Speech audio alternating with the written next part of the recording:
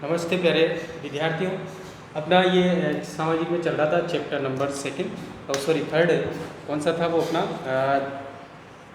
जो खनिज शक्ति संसाधन, उसका पहला पार्ट हम पढ़ चुके हैं। दूसरे पार्ट पर हम आगे ऊर्जा के स्रोत जो चल रहे थे अपने, तो अपने परंपरागत ऊर्जा स्रोत पढ़ लिए थे, हम गैर परंपरागत ऊर्जा स्रोतों को आज पढ़ेंगे। ठीक है, तो यहाँ देखो जो निशान लग रहा है, आप पेज नंबर 30 निकाल लो। ठीक है, तो जीवाश्मी ईंधनों के बढ़ते उपयोग से ऊर्जा के गैर परंपरागत स्रोत का अभाव उत्पन्न हो रहा है। ऐसा अनुमान किया जाता है यदि वर्तमान दर से इनका उपयोग लगातार होता रहा तो इन ईंधनों के भंडार समाप्त हो जाएंगे। इसके अतिरिक्त इनका उपयोग पर्यावरण प्रदूषण भी पैदा करता है। किसकी बात कर रहा है ये? गैर परंपरागत स्रोतों।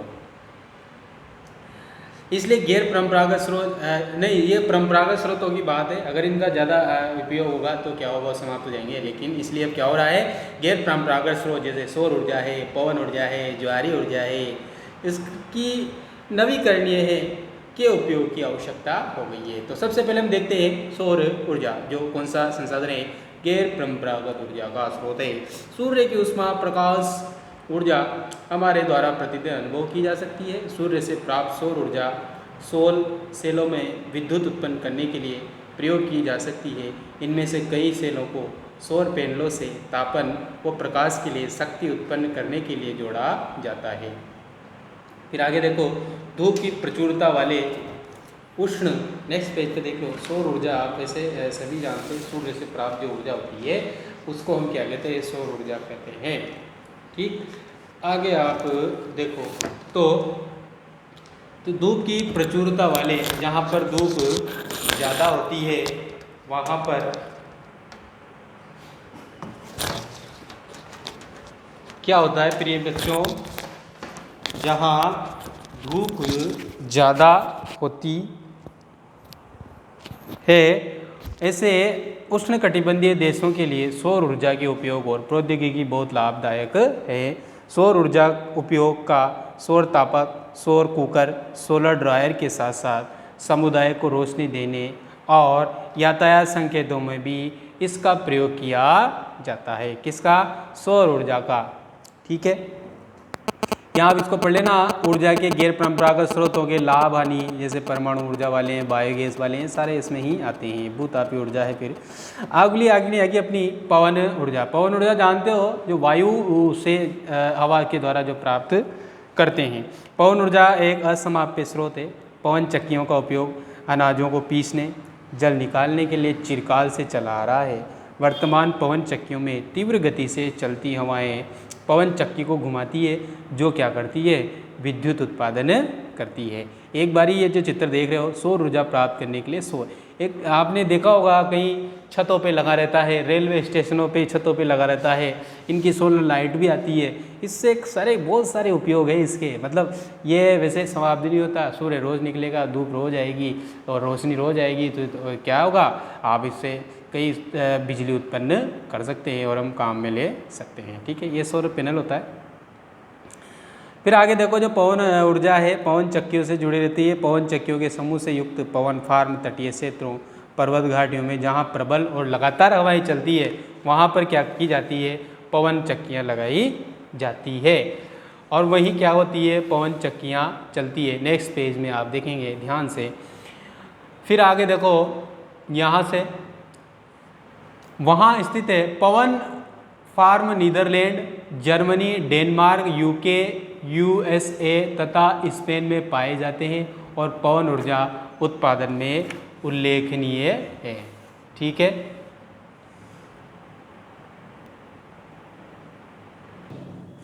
तो इस तरह से हम देखते हैं कि जो जर्मनी, डेनमार्क, यूके, स्पेन आदि जो क्या है, पवन ऊर्जा उत्पादन में उल्लेखनीय है। अब बात करेंगे हम परमाणु ऊर्जा की। किसकी बात कर रहे हैं? परमाणु ऊर्जा की। ठीक है, तो परमाणु ऊर्जा में देखो, परमाणु ऊर्जा प्राकृतिक तौर से प्राप्त रेडियो सक्रिय पदार्थ जैसे यूरेनियम, थोरियम के परमाणुओं के केंद्रक में संग्रहित ऊर्जा से प्राप्त की जाती है। ये पदार्थ नाभिकीय रिएक्टरों में नाभिकीय विखंडन से गुजरते हैं और उत्सर्जन ऊर्जा की प्राप्ति होती है। ये चित्र देखो 3.16। आणविक ऊर्जा संयंत्र कल्पक्कम, ये इंडिया में है। जैसे परमाणु ऊर्जा संयंत्र अपना कहाँ पर है, रावतभाटा में, राजस्थान का, ठीक है, सबसे पहला वाला। परमाणु ऊर्जा के सबसे बड़े उत्पादक संयुक्त राज्य अमेरिका है और यूरोप है। भारत में राजस्थान में है। झारखंड के पास यूरेनियम के विशाल निक्षेप भंडार है। थोरियम विशाल मात्रा में केरल के मोनोजाइट बालू में पाए जाते हैं। भारत में स्थित परमाणु ऊर्जा के केंद्र तमिलनाडु में कल्पक्कम, ये जो देख रहे हो आप कल्पक्कम तमिलनाडु का है। महाराष्ट्र में तारापुर है। राजस्थान में कोटा के निकट राणा प्रताप सागर बांध पे ही बना हुआ है, कौन सा, रावतभाटा वाला, वो परमाणु ऊर्जा केंद्र है, ठीक है। उत्तर प्रदेश में नरोरा और कर्नाटक में केगा। ओके, तो ये सब इंडिया के अंदर परमाणु ऊर्जा के केंद्र हैं। क्लियर सभी को। नेक्स्ट आगे अपना भूतापीय ऊर्जा। इससे पहले हम देखो जो गैर परंपरागत ऊर्जा के स्रोत हैं, इसमें सौर ऊर्जा पढ़ ली, पवन ऊर्जा पढ़ ली, परमाणु ऊर्जा पढ़ ली, और अब क्या देख रहे हैं, भूतापीय ऊर्जा। क्या होती है भूतापीय ऊर्जा, उसको जरा देख लेते हैं।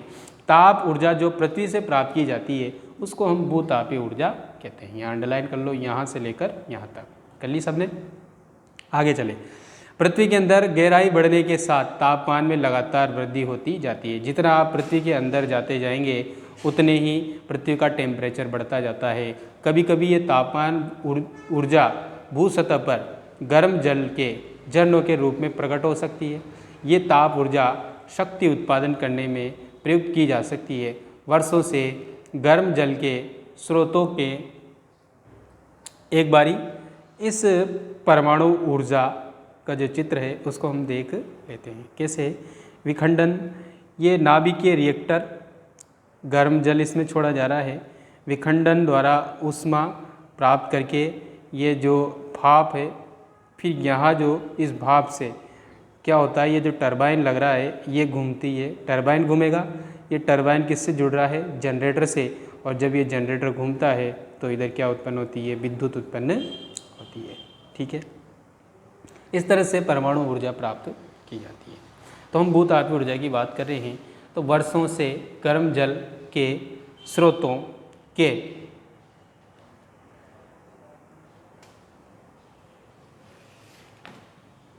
रूप में भूतापीय ऊर्जा खाना बनाने के लिए, ऊष्मा प्राप्त करने और नहाने के लिए प्रयोग में लाई जाती है। यूएसए विश्व का सबसे बड़ा भूतापीय ऊर्जा का संयंत्र है। इसके बाद न्यूजीलैंड, आइसलैंड, फिलीपींस और मध्य अमेरिका है। भारत में भूतापीय ऊर्जा संयंत्र हिमाचल प्रदेश में मणिकर्ण और लद्दाख में पूगा घाटी में स्थित है।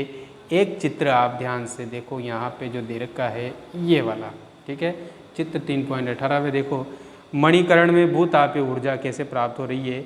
भूतापीय ऊर्जा की सहायता से भोजन कैसे बनाया जा रहा है। देखो ये तो इसमें जो ऊर्जा बन रही है और यहाँ उसकी सहायता से भोजन बन रहा है, ठीक है।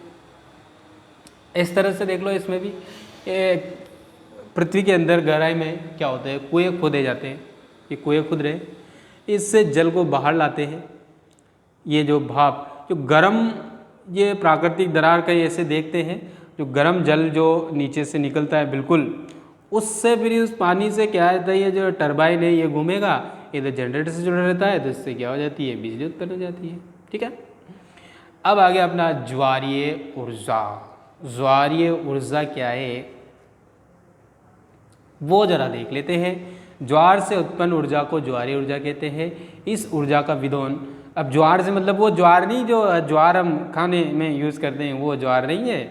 ज्वार समुद्र में याद है आपको, समुद्र की लहरें उठती है बहुत तेज़, ज्वार भाटा जिसको कहते हैं, उस ज्वार की बात हो रही है यहाँ पे, ठीक है। इस ऊर्जा का विदोन समुद्र के संकरे मुहाने में बांध के निर्माण से किया जाता है। उच्च ज्वार के, अब यहाँ पे एक बारी आप देख लो, उच्च ज्वार का ये जो समुद्र में लग रहा है, ये जनरेटर लगा हुआ है, ये टरबाइन लग रहा है। निम्न ज्वार भाटा ये उच्च ज्वार है। अब ज्वार के समुद्र की लहरें उठती है, उन लहरों से बहुत तेज़ आती है, वो तेज़ आने के बाद ये ऐसे सेट लगे रहते हैं। वहाँ से जब ये आती है, इससे टरबाइन घूमता है, टरबाइन से जनरेटर घूमता है, और जनरेटर घूमने से क्या होता है बच्चों, बिजली उत्पन्न होती है, सही है। नेक्स्ट पेज देखो, उच्च ज्वार,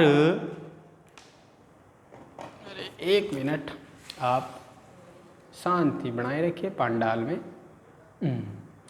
उच्च ज्वार के समय ज्वारों की ऊर्जा का उपयोग बांध के स्थापित टरबाइन को घुमाने के लिए किया जाता है। रूस, फ्रांस, भारत में कच्छ की खाड़ी में विशाल ज्वारीय मिल के क्षेत्र हैं। कच्छ की खाड़ी किधर है, याद है किसी को, कोई बता सकता है? गुजरात में, मैं बताता हूँ गुजरात में। कहाँ पे है? गुजरात में, ठीक है। अब आ गया अपना लास्ट बायोगैस। बायोगैस जानते हो आप, जो मल मूत्र गोबर आदि से अपशिष्ट जो होते हैं ना जैविक, उसके द्वारा बनता है। देखो एक बार देख लेते हैं। जैविक अपशिष्ट जैसे मृत पौधे, जंतुओं के अवशेष से, पशुओं का गोबर है, रसोई के अपशिष्ट को गैसीय ईंधन में बदला जा सकता है, इसे बायोगैस कहते हैं। जैविक अपशिष्ट बैक्टीरिया द्वारा बायोगैस संयंत्र में अपघटित होते हैं, जो कि अनिवार्य रूप से मीथेन और कार्बन डाइऑक्साइड का मिश्रण है। बायोगैस खाना पकाने तथा विद्युत उत्पादन का सर्वोत्तम ईंधन है और इसके प्रति वर्ष बड़ी मात्रा में जैव खाद का उत्पादन भी होता है। बायोगैस से खाना बनाने में काम आ जाएगा, विद्युत उत्पादन हो जाएगा और फिर उसके जो बाकी जो अपशिष्ट बचता है ना, उसका बिल्कुल सड़ा गला पदार्थ जो बचेंगे लास्ट में, उससे क्या बन जाती है? खाद बन जाती है। ऊर्जा सर्वव्यापी है, लेकिन इस ऊर्जा का विदोहन बहुत ही कठिन और खर्चीला है। हम में प्रत्येक व्यक्ति ऊर्जा को नष्ट न करके एक भिन्नता ला सकता है। ऊर्जा की बचत ही ऊर्जा का उत्पादन है। अभी कार्य करें और ऊर्जा के भविष्य को सुनहरा बनाएं। ठीक है बच्चों, क्लियर सभी को? तो इस चैप्टर के हमने 2 पार्ट पढ़े हैं, पहला और दूसरा। पहले पार्ट में हमने परंपरागत ऊर्जा स्रोतों तक पढ़ लिया था, उसके बाद से इस वीडियो में पढ़ा। तो आज हमने ऊर्जा के गैर परंपरागत स्रोतों में पढ़ा। सबसे पहले सौर ऊर्जा पढ़ी, पवन ऊर्जा पढ़ी, परमाणु ऊर्जा पढ़ी, भूतापीय ऊर्जा पढ़ी, फिर देखो ज्वारीय ऊर्जा पढ़ ली और लास्ट में हमने क्या पढ़ लिया? बायोगैस। ये जो क्वेश्चन आप देख रहे हो वो आपको मिल जाएंगे, पीडीएफ बना करके ग्रुप में डाल दिए जाएंगे या फिर इसमें आपको भेज दिए जाएंगे। ठीक है बच्चों? तो अभी आज के लिए काफ़ी है और कल के लिए बहुत कुछ बाकी है। क्लियर? राइट? आप क्या करें, कंप्लीट होमवर्क करते चलो, सारे कोर्स आपका होगा, है ना? और सब कुछ आपको एक एक करके सारे सब पढ़ाए जाएंगे। आप निश्चिंत रहें, आपकी पढ़ाई बिल्कुल बाधित नहीं होगी और आप आराम से घर बैठे अपनी पढ़ाई का आनंद लें। और लेकिन वीडियो ज़रूर देखें, है ना? और कोशिश करें समझने की। एक बार समझ में नहीं आता तो उस वीडियो का बार बार देखो, 2 बार देखो, है ना? तो आपको आराम से समझ में आ जाएगा। ठीक है? और कोई किसी को समस्या रहती है तो वो स्कूल में 10 बजे के बाद आकर के पूछ भी सकता है, अकेला आकर के, है ना? ओके बच्चों? Okay, thank you.